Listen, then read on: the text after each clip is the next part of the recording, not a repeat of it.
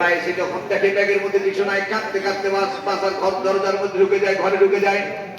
চতুর্থ দিনে আল্লাহর কাছে পাগলের মতো কাঁদতাম আর বললাম, রব্বুল আলামিন আমাকে যদি বাঁচিয়ে রাখো, খাবার দিয়ে আমাকে বাড়িতে গ্রহণ করিও। খাবার যদি দিতে না পারি, আমি যেন জীবিত অবস্থায় বাড়িতে ফিরতে না পারি। কাজে হাজত সালাতুল হাজত নামাজ পড়ে বাড়ি থেকে বেরিয়ে গেলাম।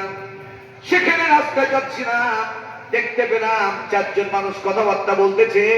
এদের ভিতরে একজন বলতেছে, অমুকের সবচেয়ে বড় গরু ছিল, মারা গেছে, এই গরুটা অমুক জায়গায় রাখা আছে। আমি সব সেখানে দেখলাম। রাত্রির বেলাতে গিয়া গোস্ত টুকরো কেটে কেটে নিয়ে আসলাম। হালকা দুর্গন্ধ হয়ে গেছে, মরা গরু। আল্লাহর ঘর মসজিদে দুটো রাকাত নামাজ পড়ে বললাম, আল্লাহ আমার সন্তানেরা 3 দিন হয়ে গেল খানা খেতে পারে না, পানি ছাড়া দুর্গন্ধ গোস্ত খেতে পারবে না। আল্লাহ রাব্বুল আলামিন, তুমি সমস্ত অক্ষমতা থেকে মুক্ত। আল্লাহ রাব্বুল আলামিন